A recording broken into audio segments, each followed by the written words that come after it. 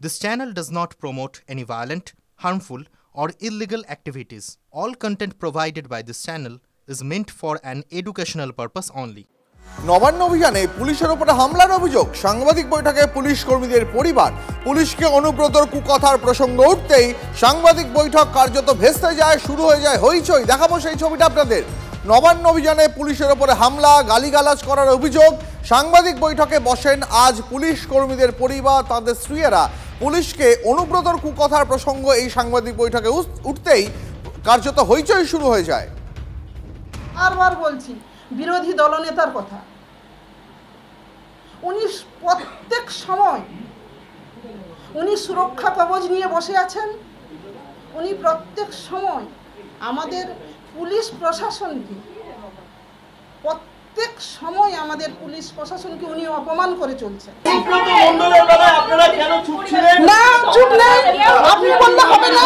আমরা রবীন্দ্র সদনে করেছি, আপনারা বললে হবে না। অনুব্রত মণ্ডলের ওনার যখন হয়েছে ব্যাপারটা জানাজানি হয়েছে, উনি যখন খারাপ ভাষা বলেছেন, ক্ষমা চেয়েছেন। আপনার মনে হয় যে শুধু একবার ক্ষমা চাইলেই সেটা হয় না? না, তদন্ত হচ্ছে। কখনো আপনি ঠিক বলেছেন, তদন্ত হচ্ছে, তদন্ত চলছে। সে যদি নিশ্চয়ই দোষী হয় তার অবশ্যই তার শাস্তি, কঠোর শাস্তি হবে। তদন্তের অগ্রগতি নিয়ে কি আপনারা খুশি? হ্যাঁ, অবশ্যই খুশি। আপনাদের তরফ থেকে আইনি পদক্ষেপ নেওয়া হয়েছে? এটা তো বীরভূমের কোর কমিটিতে ঢুকিয়ে দেওয়া হলো ম্যাডাম। মুখ্যমন্ত্রী গিয়ে পাশে বসে তিনি লাঞ্চ করছেন, ডিনার করছেন, আপনারা খুশি? মোবাইল জমা হলো। আমি আপনাদেরকে কথা বলছি, এখানে আমি পার্টিগত লেভেলের কোনো কথা বলতে আমি চাই না, কারণ আমি পার্টি হয়ে আসিনি। আমি এসেছি আমার মান সম্মান নিয়ে, আমি এসেছি ওয়েস্ট বেঙ্গল পুলিশ, কলকাতা পুলিশের আমি ফ্যামিলির জন্য। আপনারা যখন কোনো কোশ্চেন করবেন ভদ্রভাবে করবেন। অনুব্রত কি বলেছে, তাপস কি বলেছে, এভাবে আমাদেরকে প্রেসার ক্রিয়েট করতে পারেন না আপনারা। পুলিশের দায়িত্ব মারা নয়, পুলিশের দায়িত্ব আপনাদেরকে রক্ষা করা। এইটুকু এক্সপ্লেইন করে দিন। বীরভূমের দাপুটের তৃণমূল নেতা অনুব্রত ম্যাডাম বলছে অভয়ের মাকে যখন মারা হলো, তার মাকে যখন ভুলে গেল, তখন আপনারা একটা প্রেস কনফারেন্স করলেন না। আরেকটা জিনিস, অভয়াকে যখন ধর্ষণ কাণ্ডে সঞ্জয় রায় গ্রেপ্তার হলো, সেটা কলকাতা পুলিশের সিভিক ভলেন্টিয়ার ছিল, তখন আপনারা একটা প্রেস কনফারেন্স করে একটু লজ্জা জানাতে পারলেন না বা একটু প্রতিবাদ জানাতে পারলেন না? কেন আপনারা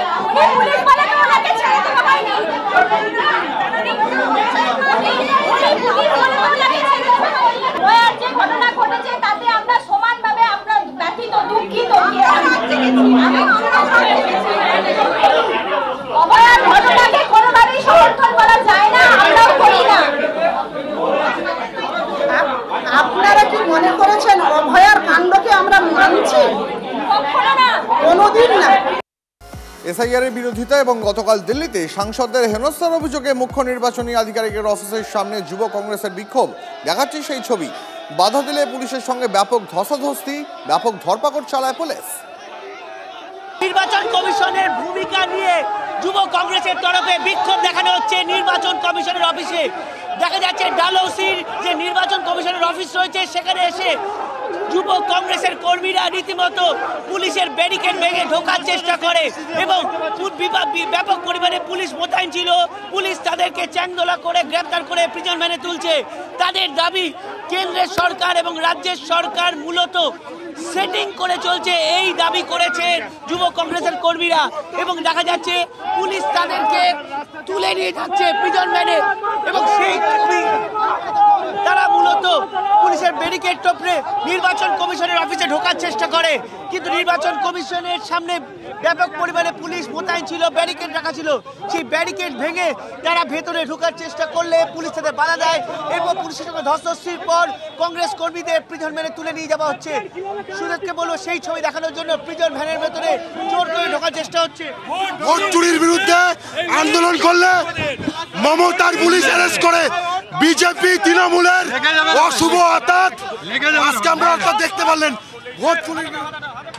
ভোট চুরির প্রতিবাদে এই বিক্ষোভ এবং তার সেই প্রতিবাদে তারা যখন আজ এসেছিলেন, তখন দেখা যাচ্ছে যুব কংগ্রেস কর্মীদের এই নির্বাচন কমিশনের অফিসের সামনে থেকে তাদেরকে এই ধরপাকড় করা হয় এবং সমস্ত জায়গা যেখানে ব্যারিকেড তারা ভাঙার চেষ্টা করেছিল তাদেরকে তুলে নিয়ে যাওয়া হচ্ছে প্রিজন ভ্যানে।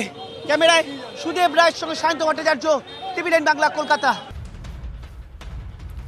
জানিয়ে রাখবো আপনাদের 24 ঘন্টার জন্য বন্ধ থাকবে দ্বিতীয় হুগলি সেতু।